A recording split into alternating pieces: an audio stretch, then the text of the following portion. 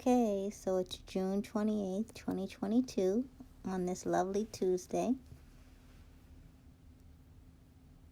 We're going to be talking about creating strong bonds today. Go ahead. Okay, so what? Who cares? Why do strong bonds even matter, and what's so important about strong bonds? First and foremost, if you do want to progress in your life, you need to have people around you that aren't fickle. Mm-hmm. And quite naturally, if you're around people that you can trust, that you can depend on, that you can rely on, that really formulates what a strong bond is. People that are around you that you trust, can confide in, that you can depend on, who are meaningful influences. So it matters because on your path to elevation, I would hope that the people in your inner circle are those that you've built strong, cohesive relationships with, rather than weak and flimsy relationships. If you just say, okay, well, who are the people in my inner circle? Or who are the people that I talk to every day? Who are the people that I confide in? Who are the people that guide me? Mm-hmm. Those are the people that you should have strong bonds with. So it definitely matters on your path to enlightenment, and it also matters on your path to just supreme elevation.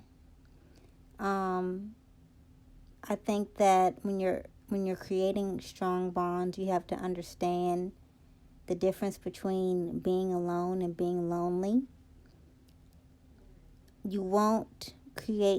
Sometimes you won't create strong bonds overnight. It takes some time. It takes time for your discernment to talk to you. You have to trust your intuition. You may deal with a person for a specified amount of time, and you may realize, oh wow, I've dealt with this person for 5 months, 6 months, 9 months, a year. They're not the person that I need to be around. They don't really qualify to be a person that I have a strong bond with, and that's okay.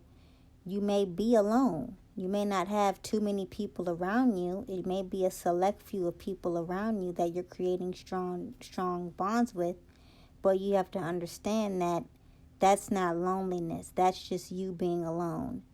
And there's still peace in being alone, and there's also what should be a sense of relief if you are alone, because at least you know that you're not surrounded with people who mean you no good. Exactly. And you know that you aren't surrounded by people who you have weak ties with. So that's one pinnacle, understanding the difference between being alone and being lonely when you're creating strong bonds. I think a second pinnacle is really building your intuition. Why? Because if you are deciphering who qualifies to be in your inner circle, you need to know who's a good person and who's a bad person. Who has a moral compass, who doesn't. Who's honest and who's not. Who's a truth teller and who's a liar. If your intuition is weak, you won't be able to decipher or discern these things. So your intuition has to be on point. Therefore, you'll know, okay, this person qualifies to be around me. This person qualifies to be a mentor. This person qualifies to be a friend. This person qualifies to be someone that I can confide in. So when you build your intuition, quite naturally, you are going to build stronger bonds because your discernment is A1 and your confidence and your self-esteem is A1. Strong intuition, strong self-esteem, strong confidence. It all matters. A third pinnacle that I think matters in regards to creating strong bonds is patience. Understanding that stuff doesn't happen overnight, and God is going to insert the people in your life that need to be there. So if it just so happens that people come in your life and out of your life just like the wind blows, so be it. Some relationships aren't meant to be forever, and you have to be okay with that. But at the same time, you have to be patient to realize, you know what? Maybe in the next year or in the next 6 months, the right person is going to enter my life and the right people are going to enter my life so that the bonds that I'm building are comprehensive and strong. So you have to be patient. You can't cling to people. You can't want a person to be in your life more than they want to be in your life. You may develop a sense of neediness if you're like that. If you just want this person or this group of people to be in your life so bad, almost where you're desperate. That's not a good thing. You don't want that. No, indeed. So that's why I would say definitely practice patience so that your bonds are truly authentic and strong at the core. I think another pinnacle with creating strong bonds and building strong bonds in your life is being at peace with yourself. So I think patience and peace are beautiful complements. So when you're at peace with yourself, you understand that, you embrace imperfection. And at the same time, you understand that, you know what? I'm going to be patient. I am going to focus on myself so that I'm elevating. And you're going to have a compassion to know that even if people come in and out of your life, you're just going to have enough compassion and confidence to keep going and to make sure that you're not, how can I say this? I want to say this next part correctly.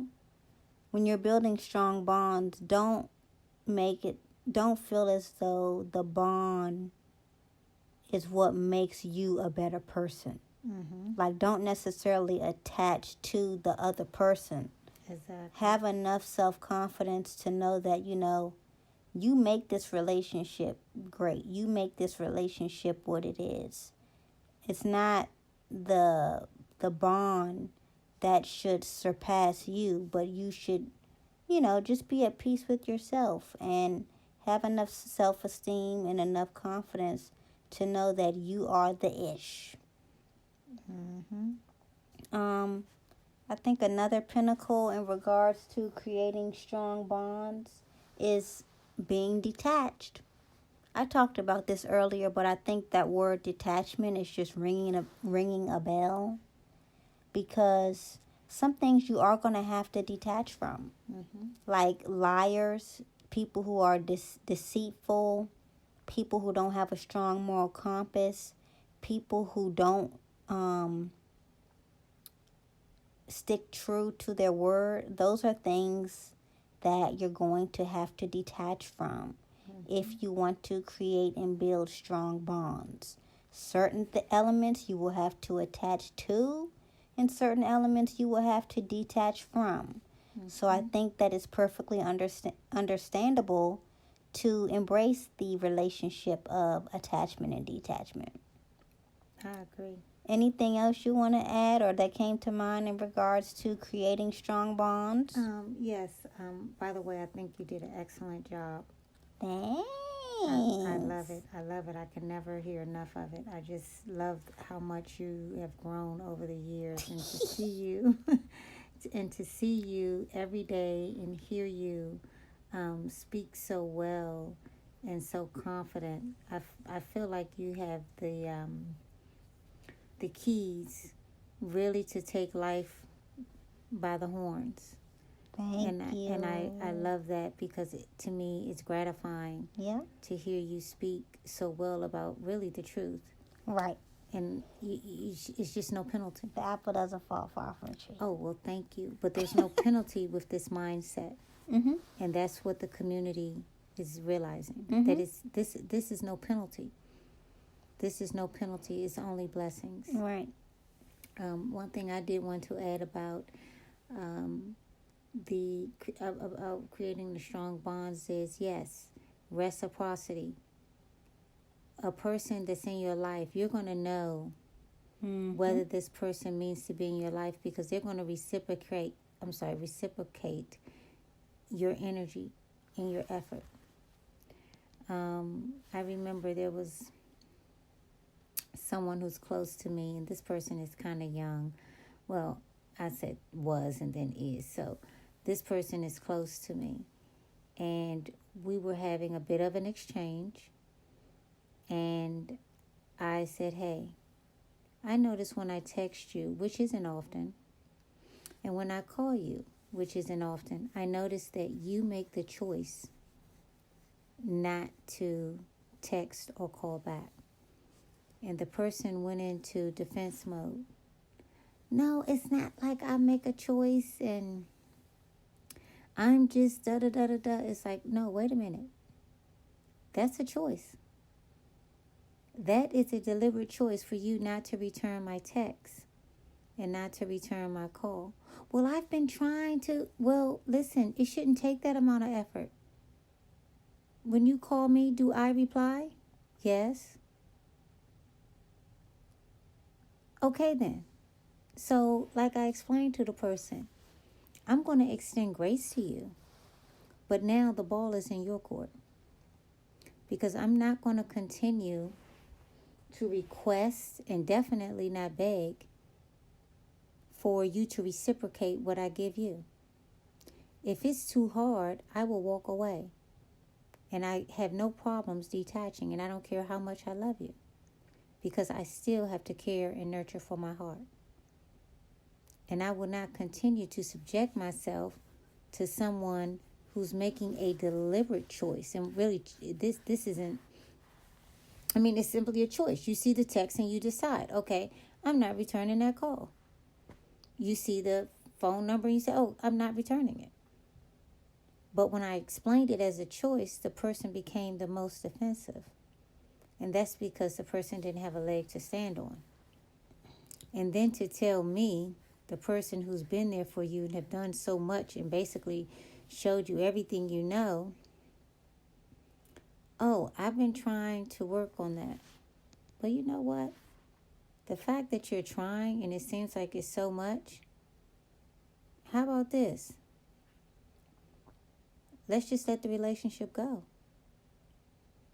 Because that's fine too. Because I don't want you to have to try to make the relationship work. It's either going to work naturally. So meaningful relationships and creating strong bonds, it really doesn't take a lot of work if both people are exchanging and giving. So that's what I wanted to add. It's like, no, I'm not begging you. You know who I am. You know what I stand for. You see what I'm saying? If you think I'm going to waste time on you, I don't care who you are. There's other people that I can share that sort of relationship with, And how about this? I can just say, okay, so I don't have to give it to anyone else. I can give that time to myself. I do not have to call you. I do not have to text you. In fact, I might not even text you again. Because I'm not here. God didn't put me on this planet to be begging. Especially to someone who don't even have the keys. You know? Right. So it's like, come on, let's put this into perspective. Right. So yeah, go ahead. Yeah, so sometimes you have to detach from weak bonds so that God can align you with all of the strong bonds that awaits you. Exactly. I agree wholeheartedly. And desperation. Wholeheartedly? Yeah, wholeheartedly. Did I say cold-heartedly? Yes. I admit I'm a little tired, but yeah, wholeheartedly. Yes, and I'm just right now, this teaching, we talked about this teaching earlier this morning, but this, it's kind of late, and we're sticking to our goal of being consistent. Right. So it's a little late for me right now, but we could have just gone to sleep, but instead we stayed up. Mm-hmm. And we're giving the people what we set out and what we promised. Right, exactly. And it feels really good to step into a space where I'm finally ready to just stay here. Yeah. You know, I'm not going anywhere. Mm-hmm. I'm not going anywhere. I'm going to continue doing what we do because it feels good, and I know that this is what we should be doing. Doesn't it feel good? Yes, it does. It feels amazing. Exactly. And also we know about strong bonds because we have a very strong bond, the two of us. Yes, strong bond. Yeah, and we know what it takes. So anyone, Yeah, we have that ethos. yes, absolutely.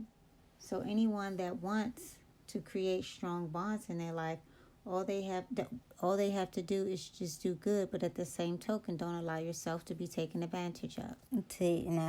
Yeah, that's right? key. Because beacons of love and light, I mean, you're naturally going to attract light. Mm-hmm. And when you attract light, beacons of love and light emit light, and you're naturally going to attract people. Mm-hmm. But you have to make sure that it's the right people and the right energy with the right frequency. Right. You know, if you see people who are so needy, you may have to say, okay, no, I can't create this bond because this relationship is going to be unevenly yoked. Yeah. This person has to deal with their own stuff on their end before they even start to have a relationship. And I think that's another problem where people get into friendships without first developing themselves Mm-hmm. as a person and focusing on themselves, because a lot of these relationships are just really a waste of time. Like if you was to take the hours that the average person spend on meaningless relationships, but if they were to put that time and energy into their work, into their passion, into their bodies, Mm-hmm. into their minds, I mean, come on, like really. Right. So yeah, anything else you would like to share? Not at this time.